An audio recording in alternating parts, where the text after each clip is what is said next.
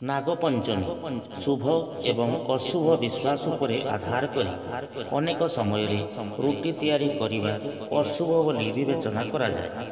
एमिति गोटे दिन अछि जो दिन रुटी तैयारी करिबा को बारण करा जाइछि। एही दिन घरे रुटी तैयारी करिबा अशुभ बोली कुहा जाइछि। आज्ञा हाँ, नागपंचमी दिन रुटी तैयारी करने को बारण करा जाइछि। एथर अगस्ट 9 अर्थात शुक्रवार दिन नागपंचमी पालन करा जिवो। तेबे एही दिन रुटी तैयारी करा जाए नाही। आसंतु जानिबा काहेकि एही दिन रुटी तैयारी करिबा को मना करा जाइछि।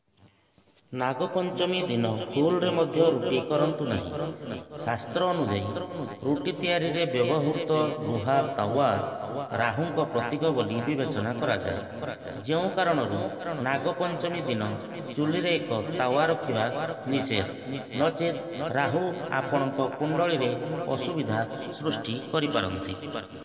रुटी व्यतीत आपण एही दिन अन्य समस्त खाद्य प्रस्तुत करी खाई पारिबे। केवल मन रखंतु जे कोनोसी लुहा पात्र रे एहा तैयारी करंतु नाही। अन्य कोनोसी धातव पदार्थ रे एहा व्यवहार करंतु। समस्ते जानते जे हिंदू धर्म रे खाइबा पीबा पई अनेक नियम रही। जेपरी एकादशी दिन भात खाइबा निषेध, सेही परी नागपंचमी दिन रुटी खाइबा निषेध। विश्वास करा जाए जे जदि आपण एही नियम को अनुसरण करूनाहांती तेबे आपणकु खराब परिणाम भोगिबाकू पड़ी पारे।